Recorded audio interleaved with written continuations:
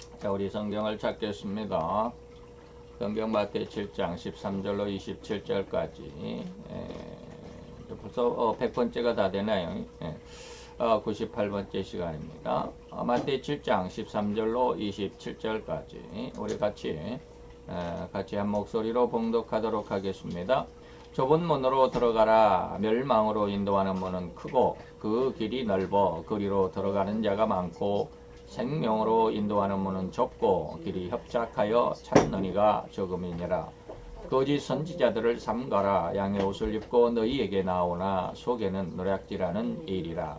그의 열매로 그들을 알지니 가시나무에서 포도를 또는 엉겅퀴에서 무화과를 따겠느냐. 이와 같이 좋은 나무마다 아름다운 열매를 맺고 못된 나무가 나쁜 열매를 맺나니 좋은 나무가 나쁜 열매를 맺을 수 없고 못된 나무가 아름다운 열매를 맺을 수 없느니라. 아름다운 열매를 맺지 아니하는 나무마다 찍혀 불에 던지우니라. 이러므로 그의 열매로 그들을 알리라.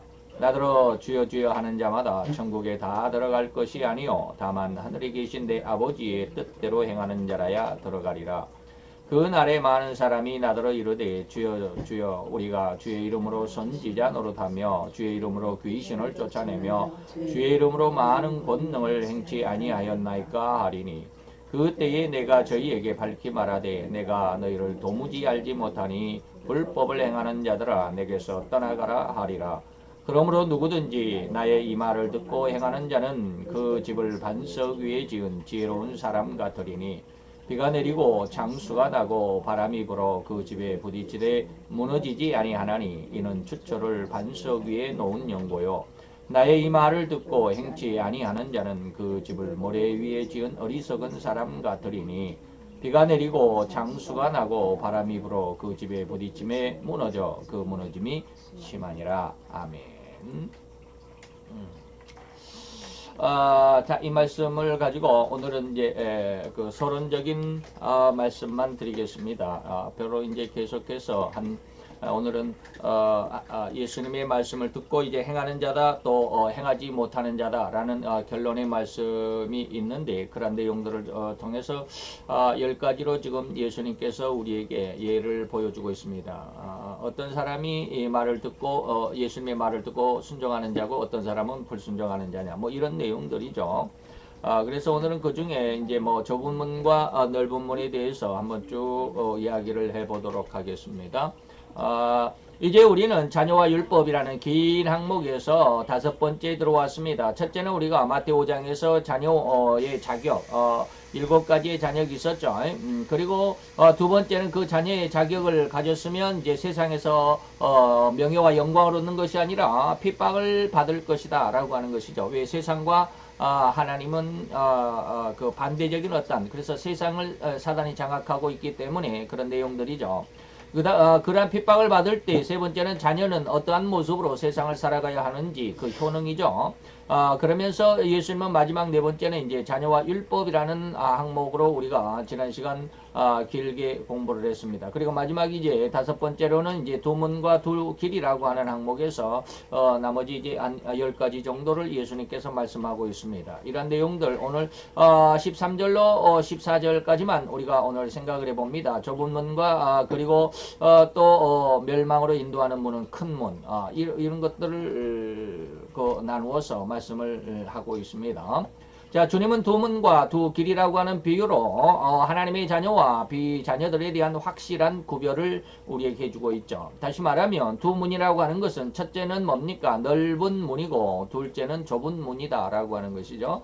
그래서 이 두 길이라고 하는 것은 뭐냐면 또한 그 넓은 문으로 들어가면 넓은 길이 나오고 좁은 문으로 들어가면 좁은 길이 나온다라고 하는 그런 의미가 되는데 이 의미를 잘 해석해 가지고 오늘 우리는 가장 귀한 하나님의 그 자녀로서의 신앙의 열매를 맺어가는데 이정표가 되도록 해야만 합니다.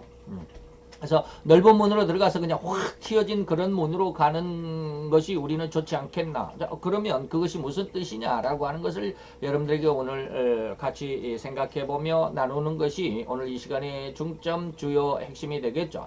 자, 결론은 좁은 문으로 들어가서 좁은 길을 가는 자들은 결과가 뭐냐면 구원이 이루고 영광이 이른다라고 하는 것이고요. 그래서 수많은 사람들이 어떠한 자기만의 이 좁은 길을 걸어가는 신앙이라고 주장하기도 합니다.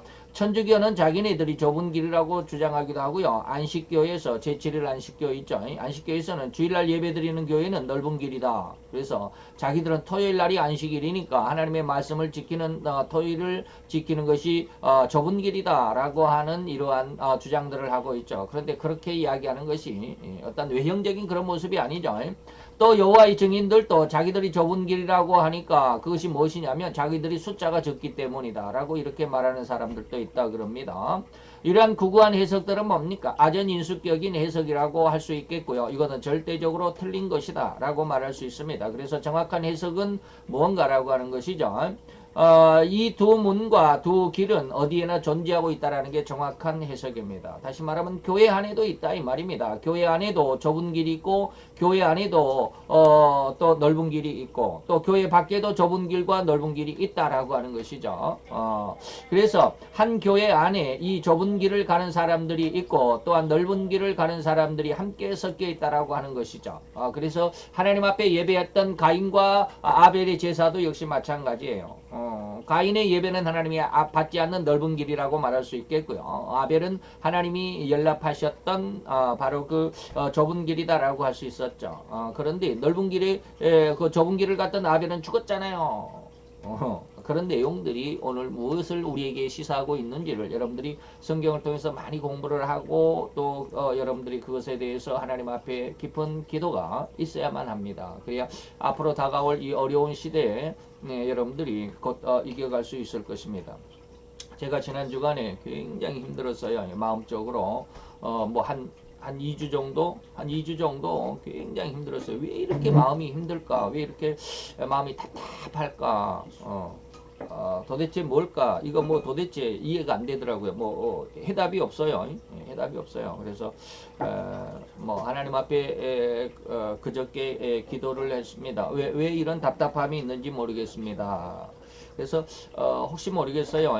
이것이 하나님께서 이 나라 대한민국에 3년 전에 이 나라 대한민국에 하나님께서 징계하시겠다라고 하는 그 예언이 이루어질 시기가 아닐까라는 그러한 어떤 느낌을 받았어요. 그래서 하나님 앞에 아주 깊게 기도를 했는데 그럴 가능성이 굉장히 짙어요. 그래서 참 위험한 상황이다라는 그런 어떤 느낌을 받는데 지금 정치권에서의 어떠한 일들을 여러분들이 관심이 없어 하지만 정치권을 가만히 보면 굉장히 위험한 상황이고요. 이 시대 사회 속에서도 저 하나님을 거역하는 일들이 엄청 강력하게 일어나고 있습니다. 이런 내용들을 여러분들이 그래서 이 좁은 길을 가는 그래서 아벨이 좁은 길을 가고 결말에는 그것이 구원의 길이라며 왜 아벨은 죽었습니까? 이러한 어떤 의미를 지금 제가 이야기를 하는 거예요. 바로 여기에서 이겨낼 수 있는 것이 무엇인가라고 하는 것이죠. 그래서 앞으로 제가 이제 계속해서 제 위바 TV를 통해서 여러분들에게 말씀을 하게 되겠지만 그러한 문제들을 다룰 거예요. 이기는 것이 과연 무엇인가라고 하는 것이죠. 근데 우리는 이기는 것을 그냥 막 성공하는 것으로만 생각하는데 그게 아니다라고 하는 것이죠. 그래서 아벨이 비록 그 생명은 죽었지만 그 아벨은 하나님의 영원한 피를 뿌리는 구원이라고 하는 것을 여러분들이 이해할 수 있어야 되는데 이런 것을 지금 제가 다 말씀드릴 수는 없고 계속해 가면서 말씀을 드리도록 하겠습니다. 자, 앞으로 우리가 배울 과정 중에 있지만 마태복음 13장에 있는 천국을 7가지로 비유한 기록들이 있습니다. 그 안에서 그물에 대한 비유를 미리 끌어와서 해석해 볼 필요가 있지 않겠나 했습니다. 그래서 마태 13장 47절에서 50절까지 보면 어부가 이제 바다에 그물을 친다 이런 내용이 있죠. 그래서 물고기를 잡는데 천국은 마치 뭐와 같냐면 바다에 치고 각종 물고기를 모으는 그물과 같다. 그물이 천국과 같다라고 하는 것이죠. 그물에 이제 가득함에 뭐가 빠졌네. 그물에 가득함에 물가로 끌어내고 앉아서 좋은 것 제가 빨갛게 여러분들에게 강조한 것을 여러분들이 잘 기억해 놓으셔야 합니다. 좋은 것은 그릇에 담는다. 그리고 못된 것은 내어버린다 라고 했습니다. 좋은 것은 뭐고 못된 것은 뭐냐. 이것은 누차 여러분들에게 말씀을 드렸지만 레위기서 11장에 기록이 되어 있습니다. 그래서 그릇에 담았대요. 물고기를 잡았다가 물고기는 뭐요? 두 가지의 요건이 있어야 좋은 물고기다라고 그랬습니다. 하나는 비늘이 있어야 되고 다른 하나는 지느러미가 있어야 된다라고 하는 것이죠. 그래야 그것이 좋은 물고기다. 그래서 우리가 요즘에 잘 먹고 있는 뭐 오징어나 낙지 이런 것들은 지느러미가 없죠. 지느러미가 없어요. 비늘도 없잖아요. 그래서 이런 거 낙지나 오징어 이런 것은 유대인들은 절대 먹지 않습니다.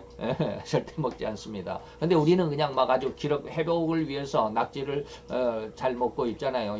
힘들어 그 힘이 없어 쓰러진 소에게 낙지 한 마리를 먹이면 그냥 벌떡 일어난다라고 하는 그런 말도 있어요. 그만큼 그 힘을 북돋아주는 어떤 그런 효능이 이 낙지에도 있다. 뭐 이런 것은 있지만 그러나 그럼에도 불구하고 성경을 믿는 이스라엘 사람들 그리고 기독교 국가에서는 오징어, 낙지 먹는 걸 굉장히 좀 이상하게 생각해요. 그렇습니다. 어쨌든지 좋은 것은 뭐냐면 비늘이 있어야 되고 지느러미가 있어야 되죠. 그러나 못된 것은 뭐야? 비늘이 없다거나 아니면 지느러미가 없다거나. 뱀장어 같은 것은 지느러미가 있죠. 그런데 비늘이 없잖아요. 그래서 안 먹어요. 저기 유대인들은 안 먹어요. 근데 우리는 잘 먹잖아요. 저도 잘 먹어요. 저도 뱀장어 회는 잘 먹습니다. 근데 장어 구이는 조금 기름이 많아서 그렇더라고요. 어쨌든지 넘어갑시다.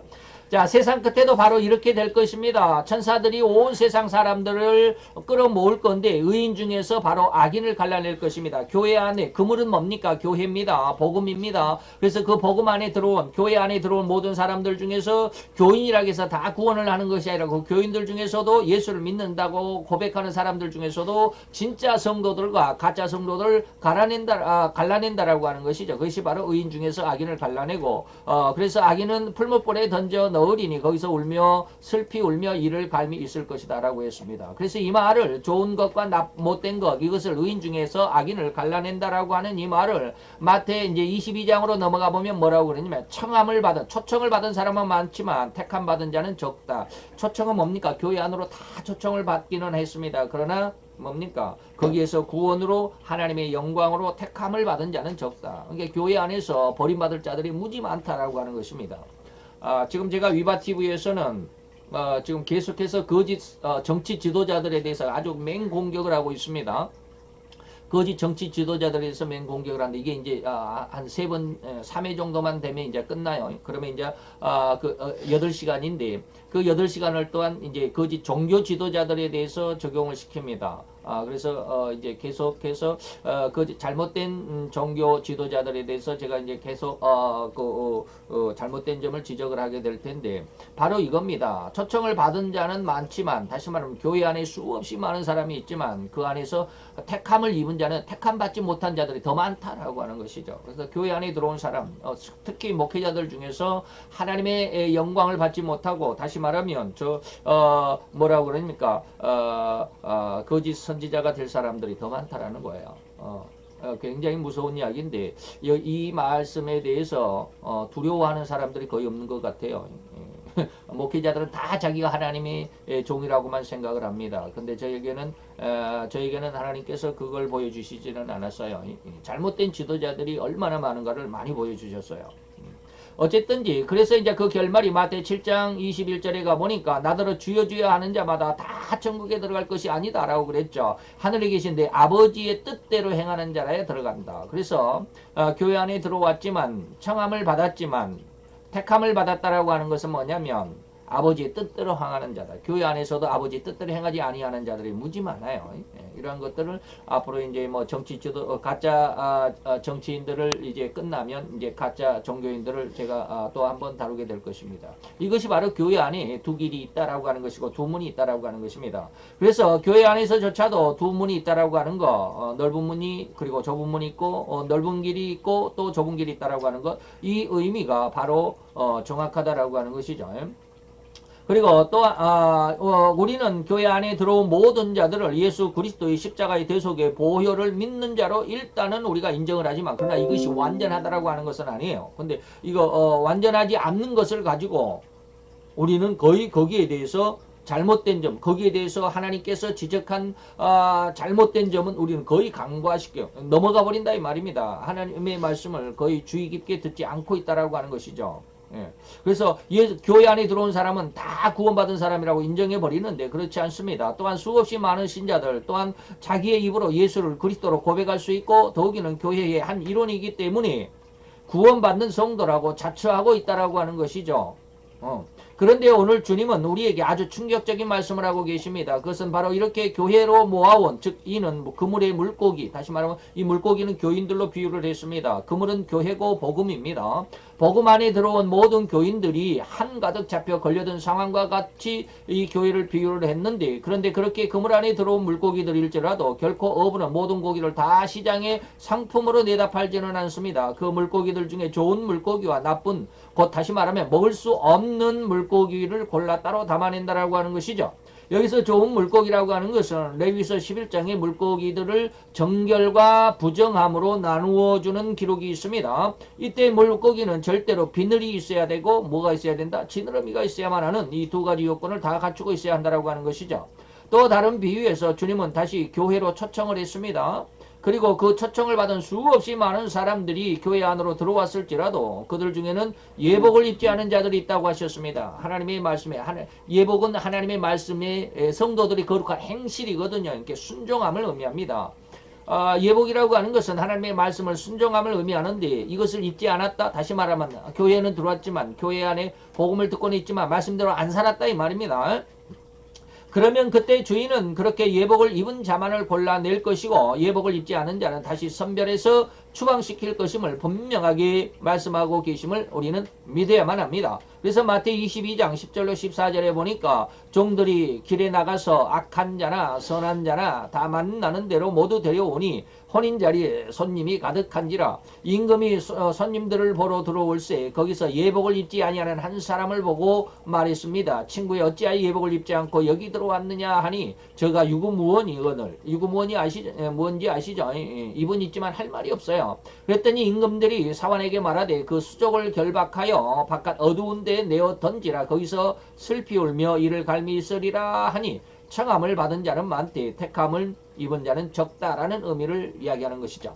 고로 이러한 연유로 인해서 우리 성도된 자들은 결코 자기의 믿음에 자만해서는 안 된다라고 하는 것, 여러분들에게 지금 제가 경각심을 주는 겁니다. 경각심을 늦춰서는 안 된다라는 것이죠. 항상 신앙인들은 나의 신앙만을 중심하고 곧 앞만 보고 믿음을 성장시키는 것을 보완해야만 합니다. 내가 믿음이 있다. 교회 나는 잘 나가고 있다. 이것만 가지고는 우리의 믿음을 장담할 수가 없다라고 하는 것입니다.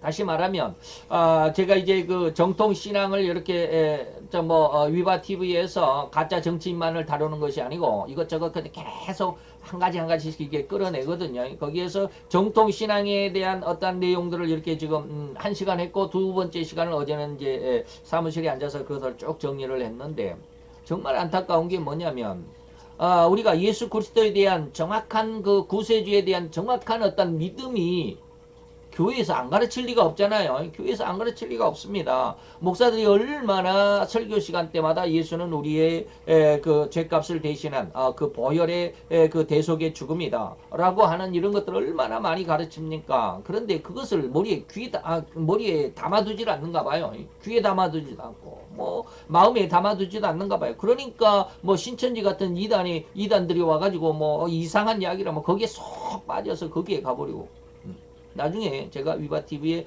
두 번째 그 정통신앙 두 번째에 대해서 말씀을 할 때 한번 보세요. 어떤 내용들이 있는지 정말 안타까워요.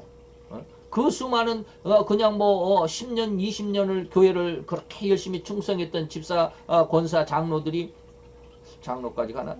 목사들도 그리 빠져가니까 성경 공부한다 그러니까 거기 가가지고 정신없이 거기에 충성하는 이런 모습들을 보면 야 도대체 하나님의 말씀을 도대체 뭘로 알아듣고 뭘로 무슨 믿음을 가지고 있었을까라고 하는 그런 어떤 지금까지 제가 그런 어떤 느낌을 받은 적이 없거든요. 그 말씀을 읽어보면서도. 근데 어저께는 그것을 이렇게 정리를 하면서 어떤 내용들로 이렇게 말을 전해야 되겠다라고 하는 이런 것을 마음을 가지고 한 구절을 보니까 정말 답답하더라고요. 야, 이렇게 교회에서 잘 가르쳤음에도 불구하고 이것을 안 믿었단 말이야. 그 한마디 때문에 예수가 오로지 예수만이 구세주라고 하는 이 한마디만 정확히 알고 있었다고 한다면 이단에게 안 빠져갔을 거 아니에요. 그런데 왜 예수라는 것을 갖다 우리의 구세주라는 것을 일러주고 또 설교해주고 이게 그냥 설교 때마다 그런 얘기가 거의 안 나오는 일이 없을 정도로 그렇게 예수를 강조하고 증거를 했는데 그다음 왜 예수를 버리고 이만희가 구세주라는 것을 쏙 혹해가지고 거기에 빠져갔을까? 참 이상하더라고요. 이건 뭐냐면 앞만 보고 믿음을 성장시키는 것이기 때문에 그래요. 다시 말하면 우리의 뒷이면에 우리의 등 뒤에서는 사단이 우리를 얼마나 간교한 모습으로 우리의 믿음을 뺏어가려고 하는지 이것을 생각하지 않고 있다라고 하는 거예요. 제가 지금 말하는 게 그런 내용입니다. 앞만 보고 믿음을 그저 교회에 나와서 예배 시간 참석하고 교회의 행사에 열심을 하는 것이 그 믿음을 성장시키는 게 아니다라는 거예요. 예? 더욱이 우리는 우리의 신앙의 뒷면인 그 사단의 이러저러한 공격과 방해까지도 철저하게 점검하면서 관리를 늦춰서는 안 된다라는 거예요. 사단이 우리에게 어떻게 공격해 올 것인지 내 마음속에 지금 어떠한 모습으로 사단이 지금 하나하나 나를 점령하려고 공격해 오는지 이것을 알아야 되잖아요. 근데 그런 공격은 전혀 몰라요. 사단이 어떻게 나를 공격해 오는지 다시 말하면 뭐 신천지에 뭐 이렇게 성경 공부가 무엇인지도 모르고 성경 공부한다니까 그냥 따라가 가지고 이런 안타까운 모습들이 많잖아요. 예수만 믿으면 된다 다 된 것이 아닙니다. 이제 신앙이 조금 성장한 성도라고 한다면 절대로 사단의 공격과 사단의 전술이 어떠한 것인지까지를 밝혀낼 수 있어야만 하고 이에 대항하는 더욱 확고한 신앙 구축에 노력해야만 한다는 것을 잊어서는 안 된다라는 것.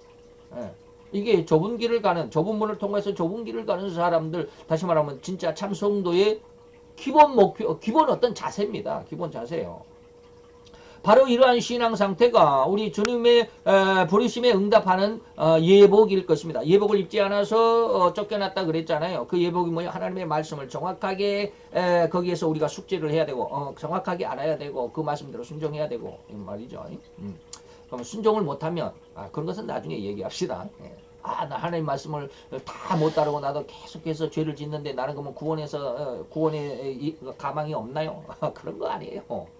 우리의 행위 이런 말까지 하면 여러분들이 좀 오해할 사람들이 많아요. 행위로 구원받는 거 아니에요. 행위로 구원받는 거 아니에요. 믿음으로 구원을 받는 거예요. 그런 이야기는 나중에 할 겁니다. 더욱이 이러한 신앙을 주님은 물고기에 비유해가지고 지느러미가 있어야 됐고 그리고 비늘이 있어야 하는 신앙이라고 우리에게 일러주시죠. 우리는 이미 앞에서 배웠듯이 교회 안에서 핍박을 하는 자가 있고 이미 핍박을 당하는 자가 있습니다. 어떠한 교인이든지 간에 어떠한 교인이나 교단이나 교파가 어디이든지 간에 뭐 선복음을 다니든 장로교를 다니든 감리교를 다니든 어떠한 교단 어떠한 교파 여기에 다니는 것으로 인해서 우리가 구원의 간음을 이야기하는 것이 아니에요. 그래서 장로교든 감리교든 성결교든 구세군이든 할 것 없이 어떠한 교회나 어떠한 교단이나 어떠한 교파에도 이 두 문은 확실하게 들어있다라고 하는 것이죠. 주님도 자기를 따르는 자들에게 너희들은 다 좁은 길에 있다라고 가르치지 않았습니다. 12명밖에 안 되는 작은 수이지만 그 안에 마귀가 하나 있다라고까지 예수님 말씀하셨잖아요. 그러기에 예수님은 이러한 산상수훈의 깊은 의미와 진리를 가졌다고 할지라도 너희들을 다 좁은 길이라고 할 수 없다라고 하신 것입니다. 기가 막히죠. 이것을 받아들이는 것이 좋을 것입니다. 겸손할 수 있으니까요. 고로 자기 안에 모두가 다 구원을 얻은 사람들밖에 없다라고 단정할 수는 없다라고 하는 걸 기억해야만 합니다. 즉 다시 말하면 우리 교회라고 우리 가족이라고 해서 다 구원에 들어있다는 생각은 상당히 위험한 의식일 것입니다. 제가 이것을 하면서 우리 애들을 아주 그냥 내 마음속에 눈물로 정말로 이것을 기록을 했어요. 이것을 여기다가 기록을 안 하려고 했다가 참 안타깝더라고요. 사무엘상 2장 12절로 17절까지 보니까 엘리 제사장과 엘리 목사님의 아들 두 아들이 있었습니다. 이 두 아들들은 불량자라 여호와를 알지 아니하더라 그랬습니다.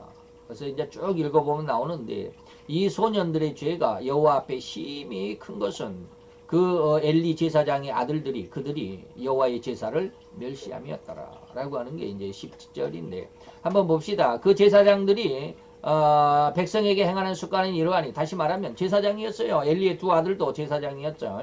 그래서 제사장들이라고 말하는데 그 아들들이 말이죠. 그 아들들이 행하는 습관이 어떠했느냐 하면 아무 사람의 제사를 드리고 그 고기를 삶을 때에 제사장의 사환이 그 제사장들 그 밑에 있는 사환들을 보내가지고 갈고리, 새살고리, 세 개로 이렇게 딱 되는 갈고리가 있습니다. 이게 꼭 저기 낚싯바늘 같이 생긴 거 있어요.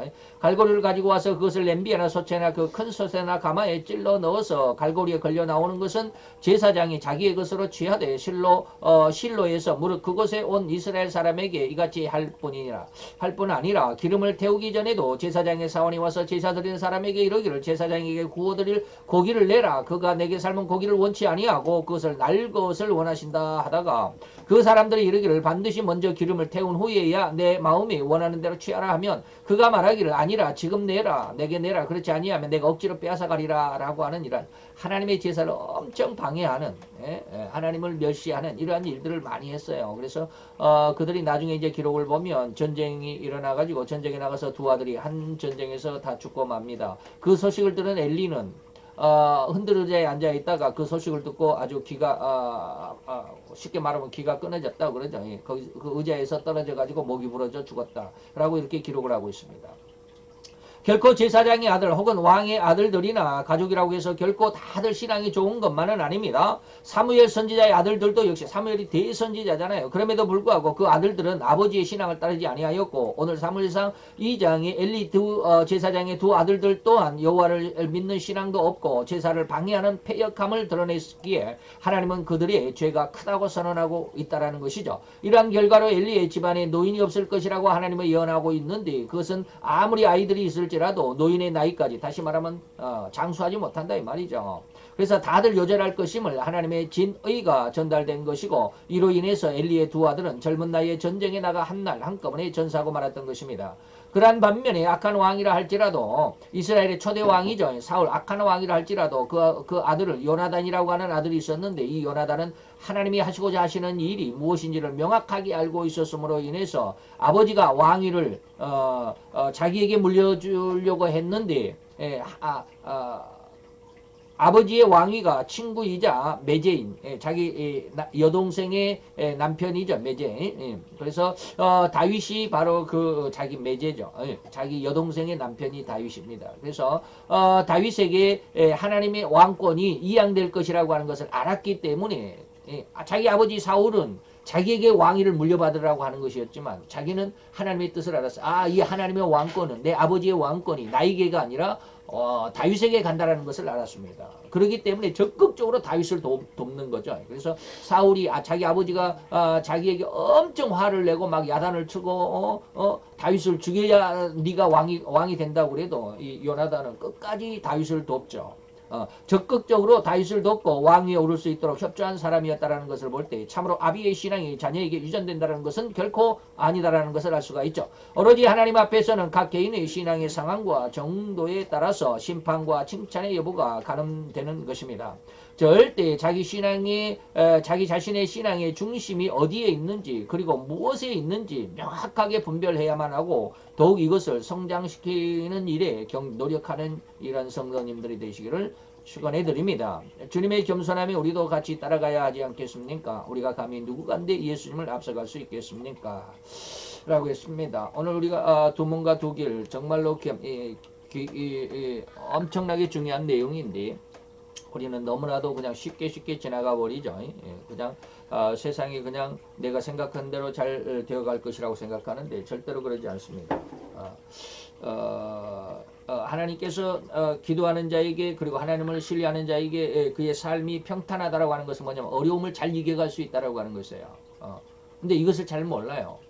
그래서 기도하지 않아도 내 삶은 내가 잘 꾸려갈 수 있다라고 생각하는 사람들이 세상 사람들은 다 그래요. 하나님이 없어도 된다라고. 내가 내 돈 벌어서 그리고 내 걸 가지고 내가 내 가족들을 잘 먹이고 잘 살면 그것으로 세상은 성공한 것이고 한평생을 잘 살았다라고 생각할 수 있습니다. 절대 그렇지 않습니다. 하나님을 버리고 내 모습대로 내 어떤 계획과 내 생각대로만 살아가고자 할 때 하나님이 어떤 어려운 문제를 당할 때 그 어려운 문제가 굉장히 넘어가기가 힘듭니다. 그래서 저는 여러분들에게 늘 이야기를 하지만 지금 제가 위바TV에서 저희 암에 대한 이야기를 지금 네 번째 했나요? 세 번째 했나 네 번째 했나 제가 그러는데 글쎄 모르겠어요. 그 영상을 보는 사람들이 어떤 마음을 가질지 모르지만 하나님 앞에 기도와 그때는 엄청 기도를 많이 했던 상황이잖아요. 거의 한 15, 6년을 기도했던 그런 상황이기 때문에 하나님께서 어떻게 기도하는 자를 이끌어 가시는지를 여러분들이 좀 이해를 해 주셨으면 하는 그런 바람입니다. 그래서 오늘 좁은 문이 무엇이고 넓은 문이 무엇인가 계속해서 여러분들에게 말씀을 계속해서 이어갈 수 있게 되기를 바랍니다. 우리 다 같이 기도합시다. 할렐루야. 주님 여호와여, 주께 귀한 은혜와 은총에 임함을 감사를 드리며 또한 하나님께서 우리를 인도하사 하나님의 말씀 앞에 있게 하셔서 그 말씀의 진리가 무엇인지를 또한 우리로 알게 하셨사오니 우리의 듣는 귀가 보게 되게 하시고 또 오늘 말씀 속에서 보는 눈이 보게 되게 하여 주옵소서. 그래서 우리의 마음속에 이 말씀을 듣고 진실로 우리가 신앙 안에서 아버지 하나님 앞에 나아가는 아름답고 귀한 하나님의 선이 그리고 온전히 그리고 기뻐하실 만큼 귀한 신앙의 아들이 귀한 신앙의 딸들로 성장할 수 있는 은혜의 역사가 우리 이 시간에 더 풍성하여지게 되기를 원합니다. 주님의 영광의 빛이 우리의 귀를, 우리의 눈을, 우리의 마음을 열어서 우리로 인하여서 하나님 앞에 가장 칭찬을 들을 수 있는 귀한 믿음의 자녀들로 인도하며 또한 성장케 하여 주옵소서. 주께 감사함을 드리며 예수 그리스도의 이름으로 기도드려 싸움나이다.